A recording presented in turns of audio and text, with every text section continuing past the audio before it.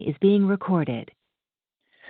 السلام عليكم ورحمة الله وبركاته. الحمد لله رب العالمين والصلاة والسلام على رسول الله وعلى آله وصحبه ومن استنى بسنته إلى يوم الدين. We praise Allah subhanahu wa ta'ala and we send peace and blessings upon the final messenger sallallahu alayhi wa sallam. Jazakallah khair to everyone that has joined. Who would have thought that we would have family night virtually, although we know that this is a very tough time right now, even though the physical location of our masjid is closed.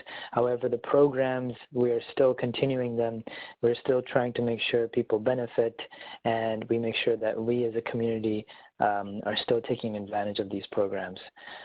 So I wanted to share a topic today, and obviously there's, a lot of things going on in the past 2 weeks or so. So there's obviously a certain topic that everybody would want to know about, but I wanted to just maybe take a different route and talk about something a little bit different from the seerah of the Prophet ﷺ, and try to, inshallah, also relate it back to some of the challenges and the struggles that we're going through today. And the incident I wanted to go over is the story of Ka'b ibn Malik. Ka'b ibn Malik is a Sahaba who was from the tribe of Banu Salama. And this tribe, these people, they lived next to Masjid Qiblatain in Medina. So as we know, there is the main masjid of the Prophet ﷺ, Masjid al-Nabawi, and then there's also the another masjid that's called Masjid al-Qiblatain. And the story behind that masjid is that this was a masjid where the Muslims were actually praying towards Jerusalem first, and then the command came down that the Muslims should face the Kaaba and pray there. So in this masjid, they had prayed one salah facing Jerusalem, and then the command had come, and they had started to pray while some of the Sahabas were still in salah. There was a command that they heard that our direction has changed, so we should change our direction, and they changed their direction towards the Kaaba. So it's called Masjid Qiblatain, the Masjid of the two Qiblas. So the Banu Salama, they lived around that area, and they really wanted to, live closer to the Prophet ﷺ, because it is far. And actually, I Google mapped it, today just to see how far the distance is. Because the roads that we have today in Medina, it's only about like a 15-minute drive. But if you were to walk from Masjid Qiblatain to the Prophet ﷺ's masjid, it would take almost an hour. So it was a little bit, outside of the city, you could say, compared to that standard. So they really wanted to move closer to the Prophet ﷺ so they could be with him more. But the Prophet ﷺ, there was a command given that he said, it's better for you that you stay where you are. Don't you know that Allah is counting your footsteps? So the footsteps that you take to walk towards the Prophet ﷺ's masjid, you're getting rewarded for them. So that's the tribe that he's coming from. And Ka'b ibn Malik, he also embraced Islam before the Hijrah, before the Prophet ﷺ actually came to Medina. He accepted Islam at Bayt al-Aqaba. That's the incident where about 70 or so Sahabas, they came from Medina to the Prophet ﷺ in Mecca. They heard about Islam, they liked the idea, they wanted to be Muslim, and then they took an oath with the Prophet ﷺ to become Muslim and to give him protection. So he's one of those. So he's one of the elites, you could say, of the Ansar as well. And he narrates a story. And actually his son narrates the story. So this story is actually found also in many of the books of Hadith. So you can see it in Bukhari and some of the other books. And it's a story that's first person. So he is telling a story to his son, and his son is basically narrating the story. And it's very important that we're getting this story from a first person perspective, because when you get something as a first person point of view, you really get to see the perspective, and also you get to see the emotions that are coming, within the story, specifically from that person. So he starts. He's talking to his son and he says, my son, and I'll narrate some of his story, and I'll also try to, basically have a discussion, or basically try to bring up some points from the story as well that we can sort of apply to ourselves. He says, my son, I have never remained behind in any ghazwa except Ghazwat Tabuk and Badr. So ghazwa meaning battle. So he's saying that I've never, been behind any battle. I've always been in every battle except Tabuk and Badr. But he says, but Badr was not meant to be a battle, and nobody blamed anyone for it if you didn't attend. And as we know, the Battle of Badr was never intended to be a battle. It was supposed to be a raid of the caravan of Abu Sufyan, and then actually it turned into a battle. So the people that had left, for Badr, they actually didn't know that they were going to fight. So he says, I missed two, Tabuk and Badr, but Badr was something that, a lot of, it wasn't really a battle, so not many, nobody blamed anyone for not going. And Tabuk was one, in which we'll get into, was an actual battle that was announced. So he said, after he says this, he tells his son, but I was there at the night of Bay'atul Aqaba, and that night to me is more important than Badr, even though Badr is more popular.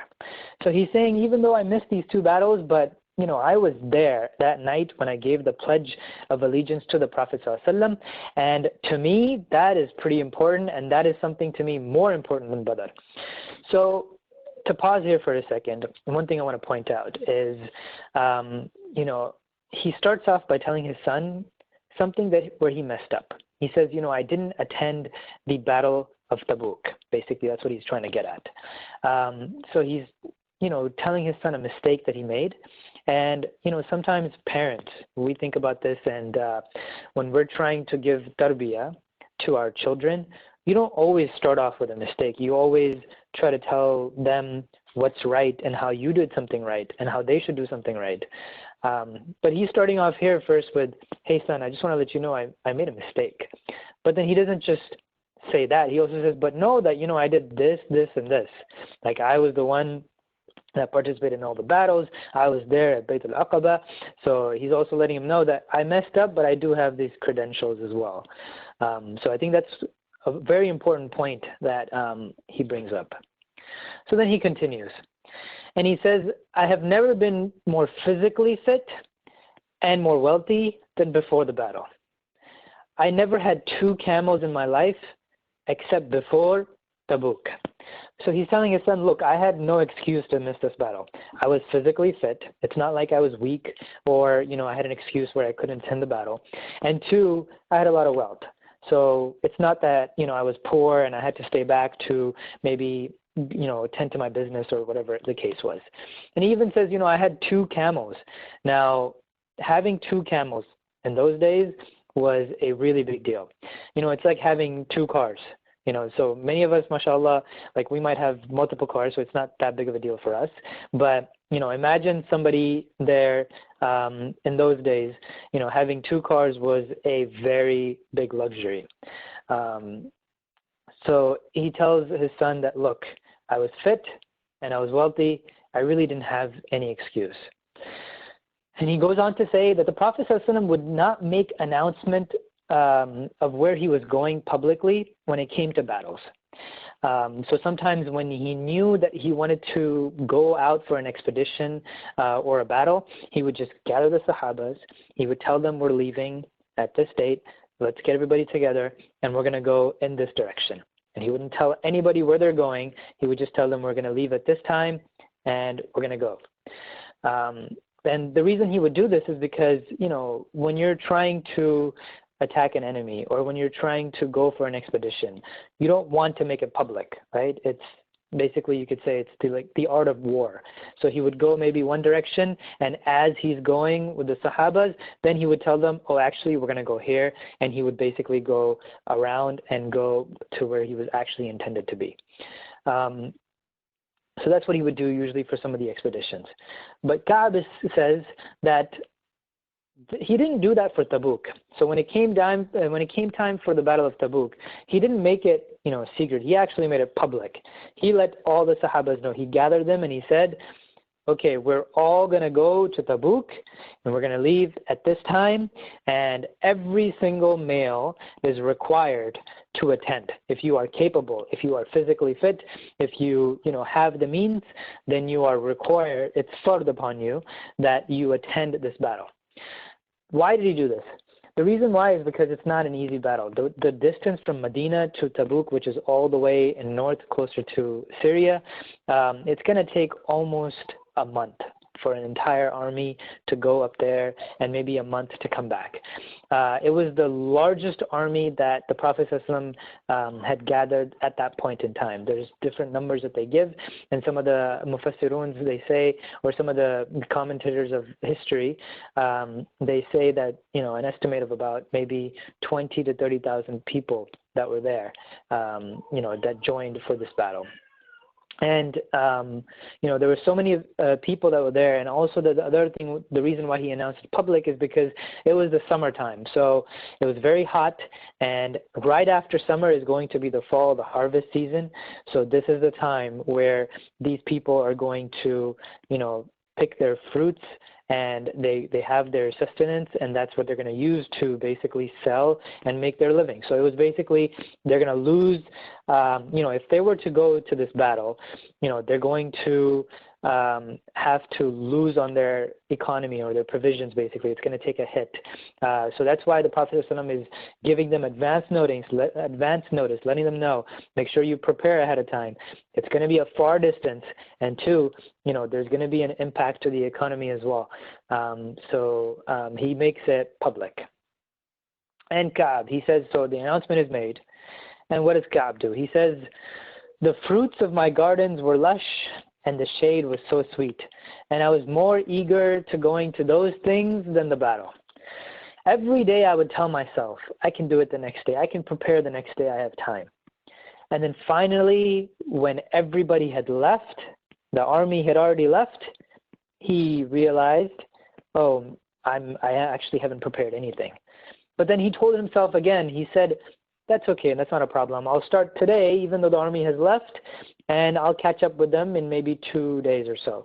Because again, the army is going, together this far distance, they're going to go very slow. But a single rider, if he goes by himself, he could probably travel much faster, and he could probably catch up to the army. So he says, no worries, I'll start today, and then I'll catch up. But the day passed, another day passed, another day passed, and then he realized it's too late. There's no way I can catch up to them, and I'm not going to be part of this battle. As he's narrating this, he says, the next day he did nothing. He tells his son, oh, how I wish I had done something.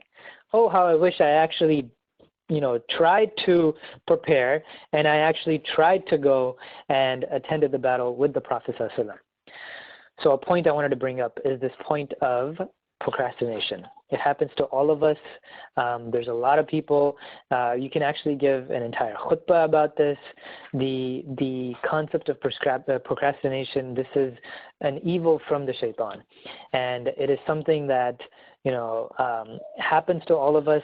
And if we don't, if we delay things, every time that we try to delay here and there, just understand that this concept of procrastination is coming straight from shaitan. So one thing we should understand is we should always try to be, proactive, and not somebody who just waits until the end.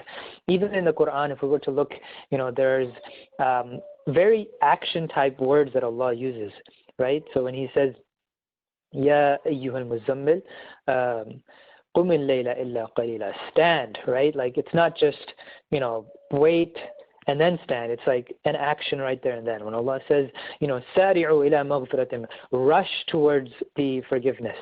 So it's also a concept in our deen as well to avoid procrastination and always rush to what we're doing, especially good things that we're trying to do.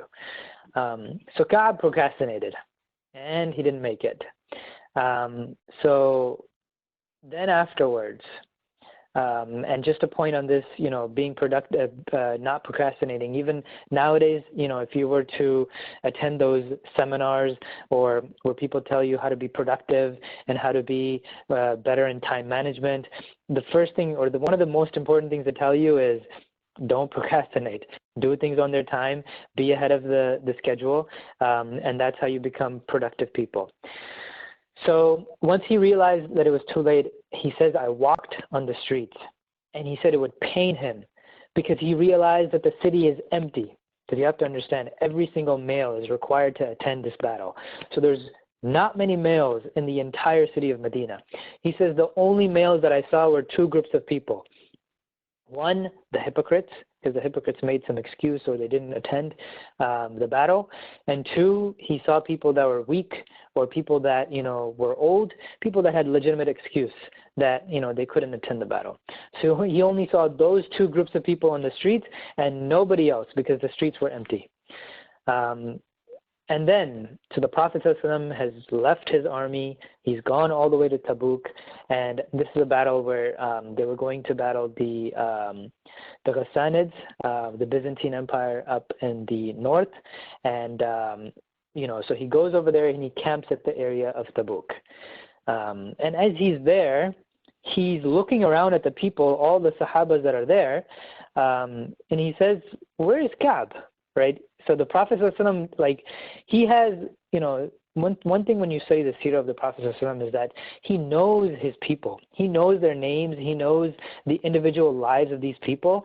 And he realizes that Ka'b is missing. Where is Ka'b? He doesn't see him. So because there are so many people, right, it's hard for him to know up front, but as he's getting there to the location, he realizes that he hasn't seen Ka'b this entire time. So as he says this, one of the person from the Banu Salama, from his own tribe, he stands up and he says, Ya Rasulullah, he says that I know, the garments and the fruits of Ka'b are keeping him back. So the garments on him and the fruits in his garden are keeping him back.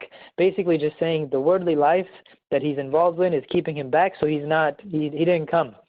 And then right when he says this, Mu'adh ibn Jabal, and this is Ka'b narrating this, by the way, because Ka'b knows the story as well, right? So Ka'b says, Mu'adh ibn Jabal, he stands up and he says, Wayhak, woe to you, don't say that. I only know, he goes to the Prophet ﷺ and he says, Ya Rasulullah, I only know of Ka'b to be a good man. So I'm going to pause here for this story. So we know that, the Prophet ﷺ is asking for Ka'b. A man stands from the tribe of Banu Salama, and this is Ka'b narrating this, and he says, he's too busy in the worldly life, but Mu'adh ibn Jabal defends him. One thing to understand here, as you were, listening to this story is, do we know what the name of the person who said bad things about Ka'b? We actually don't know his name. Ka'b, when he narrates the story, he says, a man from my tribe, a man from Banu Salama said this. But then when it comes to good things, he says, Mu'adh ibn Jabal said this. Right? So a very important lesson for us. Sometimes when something wrong happens or somebody says something incorrect, you have to understand that you don't always want to try to call that person out or mention that person by name. When it's something good, you always try to mention the person's name. But here, it's the etiquette of the Sahabas that whenever something bad is happening or whenever somebody says something bad, you most likely, many of the times, you don't get that person's name. Just think about this, the hypocrites, right? We always talk about the hypocrites, and you always hear stories about, the hypocrites, they were doing this, this, and this. But do you actually know the names of the hypocrites? Many times in the seerah, we don't know the names of all the hypocrites except their leader, right? Abdullah ibn Ubay al-Salud. That's one point that, I wanted to make sure we understand this, that from this story, that Ka'b is actually hiding this person, even though this person is from his tribe, right? This could be a chance for him to get back at this person for calling him out, but he actually keeps it silent. And again, as people are listening in or watching. Just wanted to make sure that, you understand, as Shabir mentioned in the chat, that if you have any questions, please, feel free to unmute yourself. You can definitely ask any questions as we go through this, or you can, save your questions if you want to write it down. We can also discuss it afterwards. And if you're having any audio issues, just, there's this call me feature. So you can go on the bottom. You can actually have the software call your phone. You just put in your number, and then it will give you a ring, and you can basically listen better. You can have better audio quality if you were to use the call me feature. But anyways, let's continue. So now the Prophet ﷺ is coming back. So Tabuk has already happened. The Sahabas are coming back from the expedition, and Ka'b says, when I heard that he was coming back, I got worried. What excuse do I make? What do I say to him that's going to basically protect me? What can I say to avoid the anger of the Prophet ﷺ? So he talks to his family members. What do you guys think I should say? Is there maybe some excuse I can bring up? Can you give me some advice? So they give him some advice. They give him some excuses here and there, that maybe just say this and maybe just say this and you should be okay. When the Prophet ﷺ returns, Ka'b says, when I found out that the Prophet ﷺ is here, all those excuses went away. I couldn't, justify any of those excuses, and I realized that there is no way that I can get out of this mess. And he says, I made a decision that I will confess. So he feels guilty. And this is a sign of Iman, that when you feel guilty, inside of yourself, when you do something wrong and you feel guilty, that's a good thing, right? That's a sign of Iman. So Ka'b knows that he just wants to confess. He messed up. It is what it is. So he's going to go to the Prophet ﷺ and just confess. Now, whenever the Prophet ﷺ would come back from any expedition, he would come back into the city, his habit was to always go into the masjid, pray 2 rakat, and then afterwards he would just sit in the masjid, and if there was any visitors, he would welcome them. He would socialize with anybody that he needs to take care of, and then he would go, to his house and continue his day. So, the first day he comes, he prays his 2 rakat, and he greets the visitors, and the day passes. The second day, a bunch of males, a bunch of people, they line up in front of the Prophet ﷺ's masjid, and they're basically just lining up to give their excuses. The Ka'b says that there was about 80 or so people that didn't join the battle, and they lined up basically in front of the Prophet ﷺ's masjid to, talk to him, to plead to him, to basically give an excuse and say, oh, please, Ya Rasulullah, please forgive me. I wasn't able to join because of X and X excuse, X and Y things, and, I wasn't able to make it. So majority of these people, we know that they are the hypocrites, right? Because they always have an excuse to tell the Prophet ﷺ. So these people are lining up, and Ka'b is in the line as well. So he's standing.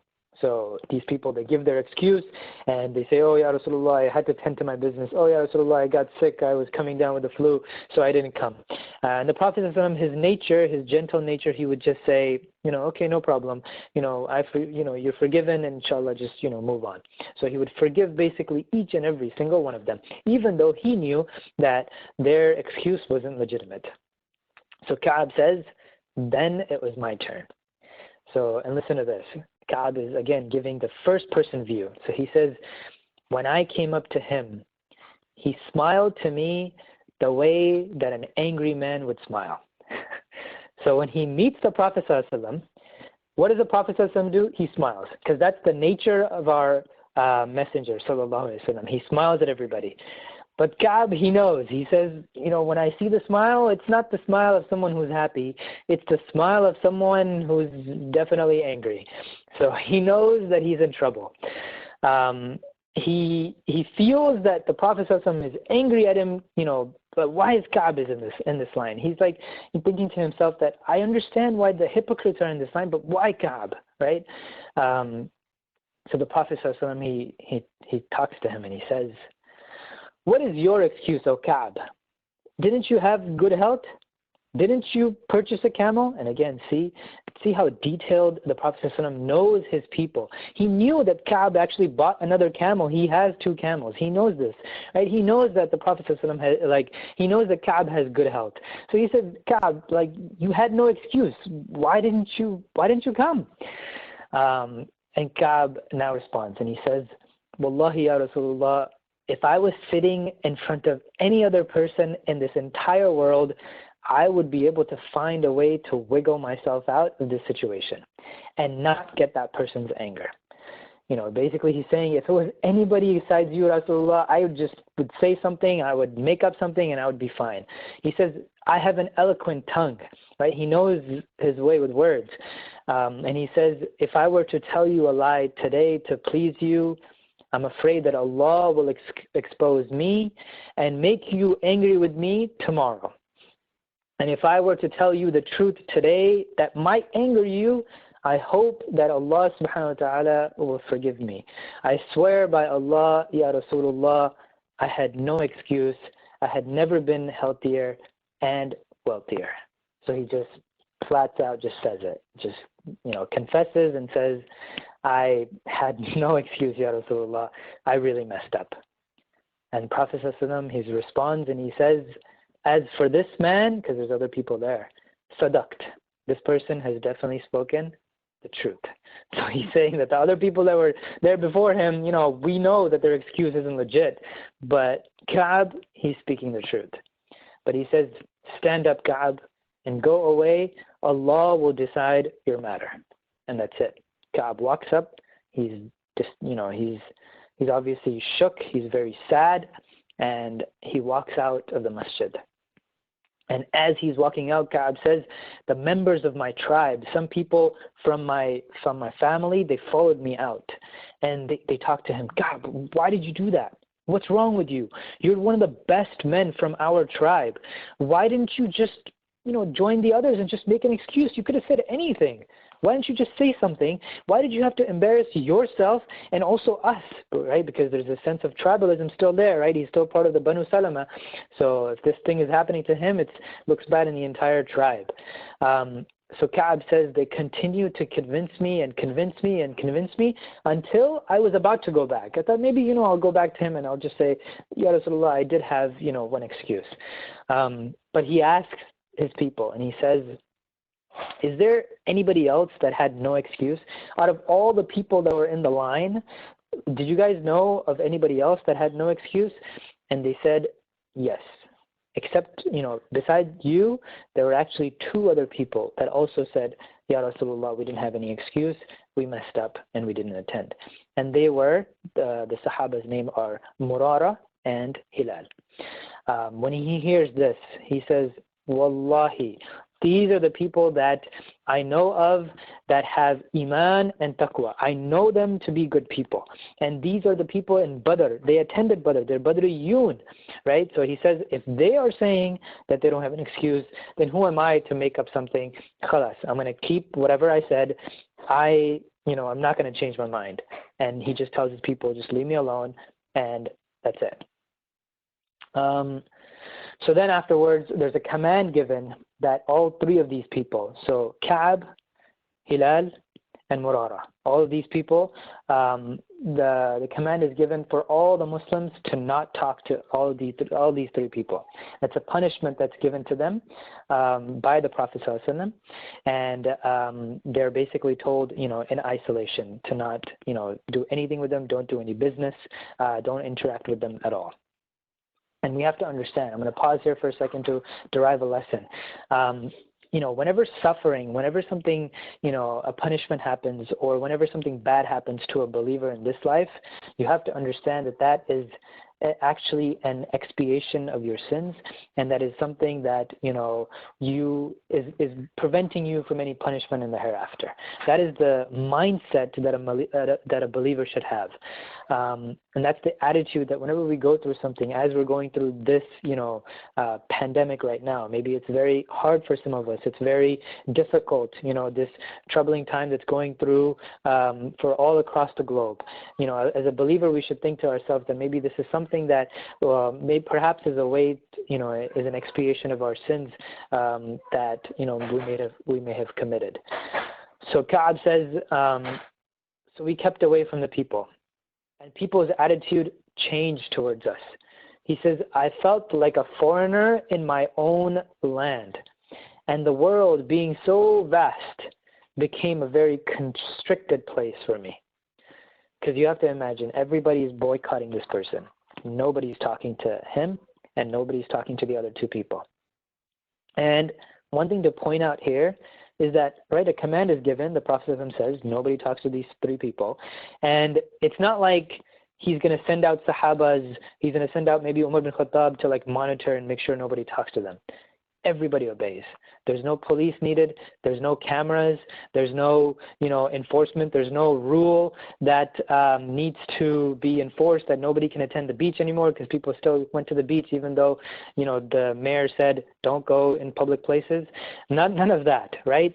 It's just obeyed. So right when he makes the command, everybody obeys the command. And so what happens is they're basically boycotted, and he says we remained in this condition for 50 nights. So for 50 nights, nobody's talked to them, nobody's done anything to them. And he says, Murara and Hilal, those two, they just locked themselves in their house and they just cried day and night. But he said, but for me, I was the youngest and I was the most social of them, so I would intentionally walk in the marketplace, just walking, just to see, maybe somebody would say salam to me, maybe on accident, maybe somebody would just look at me. He would say, I would pray alongside the Muslims in the masjid, and after they would say salam, I would hope that maybe they would say salam to me after the salah. And he would say, and this is the most painful thing, he said, I would see the Messenger of Allah sallallahu alaihi wasallam, I would greet him, I would say salam to him, and I would just wonder if his lips would move to a response, because the Prophet sallallahu alaihi wasallam wouldn't say salam back to him. Right? That's probably the worst, the most painful thing that can happen to you as a Sahaba is the Prophet ﷺ not talking to you, not having any interaction with you. But he also says this. He says, as I would be praying my salah, I would look in the corner of my eyes and I would see that the Prophet ﷺ is actually looking towards me stealthily, and he would say, I would look towards him, but he would turn away. So he gives this glimpse that the Prophet ﷺ is also concerned. He feels for Ka'ab, right? He doesn't want to have Ka'ab go through this. But there's a command, that he had, there's a punishment that's ordained, so he has to go through it. And, this concept of like social isolation, right now we're doing the social distancing, right?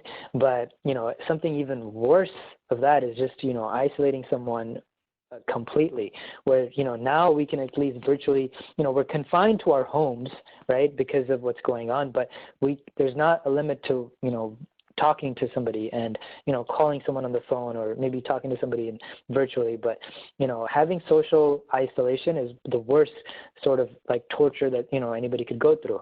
And so he says, I just was so fed up, I was so frustrated, I was so depressed, and he says, I went to my best friend, his best friend, which is also his cousin, Abu Qatada. He goes to him, he goes to his house, and he sees Abu Qatada. Abu Qatada just looks at him but turns away because he knows the command, he's not going to talk to him. And he says, Ka'ab says to him, don't you know me to be a man who loves Allah subhanahu wa ta'ala and his messenger? And Qatada doesn't say anything, just looks away. He says, Abu Qatada, don't you know me to be a man who loves Allah and his messenger? He says it again. Qatada doesn't say anything. He says it the third time, don't you know me to be a man who loves Allah and his messenger?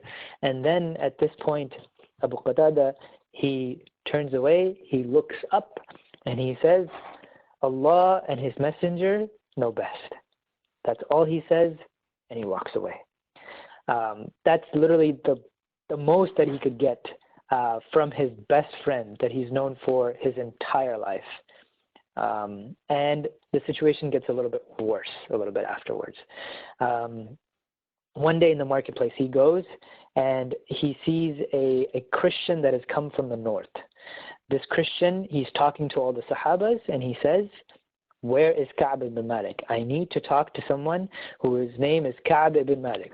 And the Sahabas, they say, oh, okay, that's Ka'b. There, you can talk to him. His name is Ka'b. And he goes to him and he says, you're Ka'b ibn Malik? He says, yes. He says, I have a letter from you from the king of the Ghassanids. So a letter is coming from the north and, giving to Ka'b ibn Malik. So what do we know? What's going on here? Basically, we know that there were spies in Medina that would give out information.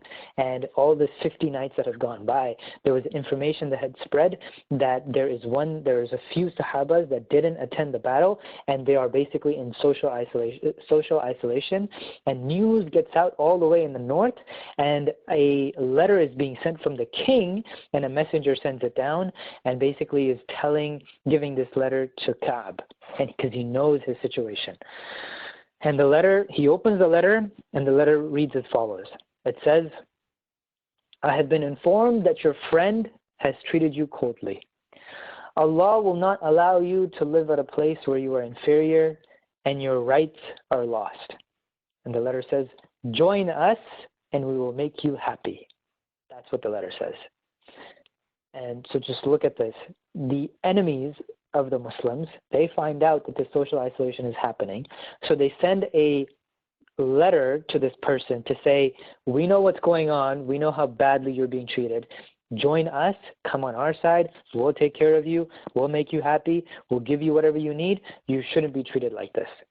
Right? Look at this tactic, the psychological tactic that's happening, because what would this do to the Prophet ﷺ? One, it would cause a lot of pain to him, right? But two, it's a tactic to break the ranks, to break the Sahabas. Can you imagine in the Seerah if there was ever a case where we had found out that some of the Sahabas, they broke off, they joined the enemies and they attacked, Islam. So this is something that was actually very tactful from the king of the Ghassanids. But Ka'b says, as soon as I read this letter, I said, Wallahi, this is also a test. He says, I took the letter to the stove in my house and I burnt it right there and then.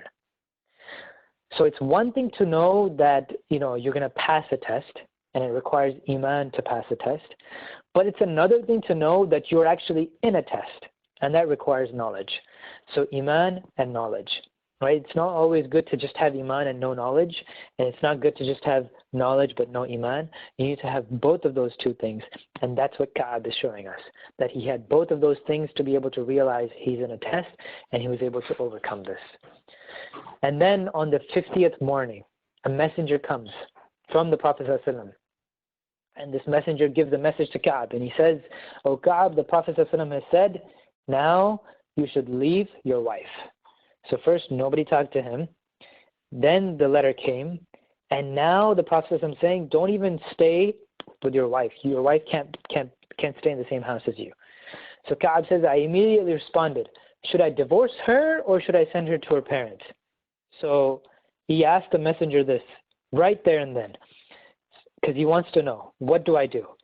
The messenger says, no, don't divorce, but just, don't be in the same house as your wife, send her to her parents. You have to be alone, home by yourself. So just look at this. The Ka'b doesn't say, when the command is given, oh no, not my wife, or oh, for how long, or why do I have to do this? What's going on? The first command, the first thing he says, the first response is, the command is unclear, so he says, what do you want me to do? You want me to divorce, or you want me to send her home, right? He's basically ready at this point. He is so depressed that he's just like, whatever the Prophet is going to tell me to do, I will do it. And then Allah subhanahu wa ta'ala, He describes these people. He says that, in the Quran, there's actually a verse on these people, and we'll get to this in a bit. We're almost going to come to the end of the story. Allah describes them, and He says that there were 3 people where the world seems so constricted for them, even though it is so vast. They realize that there's no way to save yourself from Allah except by going to Allah. And look at the wording that He's using. You can't save yourself from Allah unless by going to Allah. So then afterwards, now this Ka'b says it's, 50 nights have passed, and now it's the 60th night. It's been 2 months since he's been in social isolation, him and the other 2 Sahabas. Ka'b says, then on the day of the 60th day, I was praying Fajr on the rooftop. And look, now he's stopped even going to the masjid. He stopped going to the marketplace. He's like, that's too depressing. If I go to the masjid, it's even more depressing. I'm just going to pray at home. So he says, I was praying Fajr at the rooftop, and then a man, so there's a hill nearby where he was living, and the man goes on top of the hill and he shouts, Ya Ka'b, Abshir, there's good news. And Ka'b, he hears it from all the way from afar because it's coming from a hill. He says, as soon as I heard this, I fell into sajda, realizing that Allah's help has come. He knew that something good has come from Allah, some wahi has come down, so he falls directly into sajda. And he says, the person on the hill, he just said the good news, but then there was another rider on the horse that actually, came all the way to my house to tell me the good news. And he said, Allah has revealed in the Quran and He has forgiven you. So please, the Prophet ﷺ wants to see you now. And Ka'b, he says, I was so happy with this news that I took off the shirt that I was wearing and I gave it to him, because I was so happy. Just take whatever I have. And he says, and that's all I had at that point. So one thing to understand here is that during this time, where he was going through this punishment, he actually, all the coins, all the cash that he had, he literally gave it all away in sadaqah. He basically gave it away in charity. And that's another lesson for us to derive. Whenever we come through a time of difficulty or time of hardship, it's actually told to us in our deen that we should give more. We should give more charity. So Ka'b goes to the masjid of the Prophet ﷺ. He's happy, he's excited, he's looking forward to meeting the Prophet ﷺ, and he sees people around the Prophet ﷺ, and there's people gathered around him. And the Prophet ﷺ greets him, and the Sahabas, they greet him, and everybody is congratulating Ka'b. And the Prophet ﷺ, he says, rejoice, ya Ka'b, because Allah subhanahu wa ta'ala has forgiven you. Today is, one of the best days for you. And Ka'b says, Ya Rasulullah, I want to, because of this, because of what Allah has done, I want to give everything that I have for the sake of Allah. And the Prophet ﷺ, he says, no, just keep some for yourself. You want to give charity, that's fine, but keep some for yourself and your family, because that is better for you. So after 60 days of social isolation, these 3 people, Ka'b, Murara, and Hilal, they are forgiven, and the Sahabas, they rejoice, and they celebrate this. And you can see the brotherhood, that when something, they know that these are good people, but they can't do anything because the command is given. And then they realize that, once it's all, the verses have been revealed, they are forgiven, they rejoice together. So that's the story of Ka'b ibn Malik. And just to summarize a few points, and before I just end, and we can open it up for if there's any questions. The first point that I wanted to bring up, a very important point, is in this story, look, Ka'b messed up big time. And Ka'b is telling, this story to us. So even Sahabas, they mess up big time. Sometimes we think to ourselves, oh, if I was living during the time of the Prophet ﷺ, I would be a good Muslim too. Can you imagine if you were living with the Prophet ﷺ and he told you to do something and you don't do it? We might not imagine it. We say, of course I would do it. But even in this situation, Ka'b is living with the Prophet ﷺ and he messes up. Sometimes we go through our life and we might mess up on a few things here and there. We might mess up and we might not be proud of certain things that we do, but understand that, the guilt that you feel and you turning back to Allah is exactly what Allah wants from you.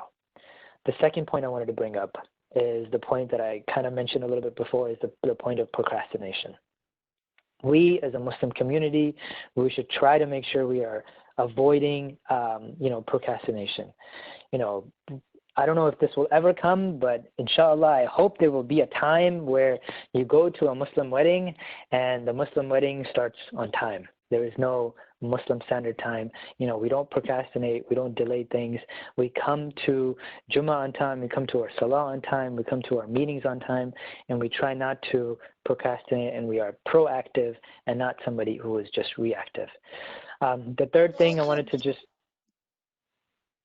Go ahead. Is there a question? Okay.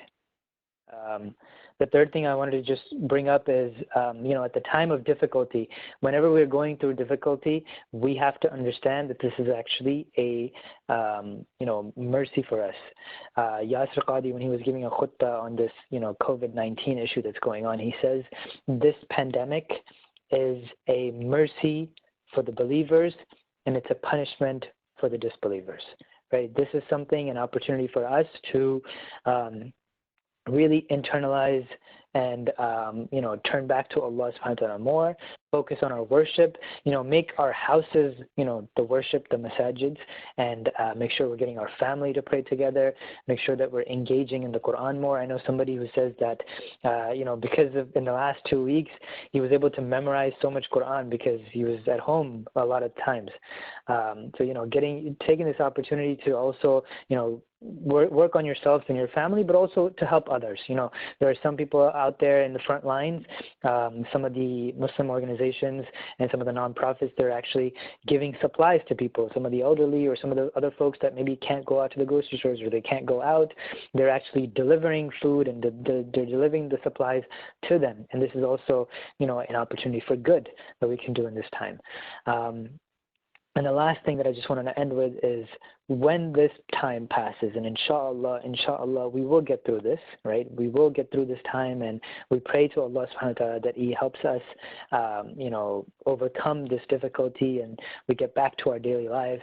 And when this happens, we have to make sure that we thank Him and we praise Him. We, glorify Him and we thank Him for helping us through this. There's already people I'm in meetings at work and people are already talking about that once they go back, what are they going to do? And somebody was like, we're going to have the biggest party ever right after work. Right when we get back to work, right after all this is done. For us, we have to understand whenever this is done, inshallah, and we're hopeful that this, will be done soon, that we thank Allah subhanahu wa ta'ala, we praise Him, and we glorify Him for helping us through this time. So inshallah, with that, if there's any questions, we can discuss. Otherwise, we can just close it up with a dua. I'm going to unmute everybody, and just so it's easier to ask questions. If you have any questions, please do so. And if you're too shy, you can use the chat. All right, everybody should be unmuted now. If you have any questions, please feel free to ask.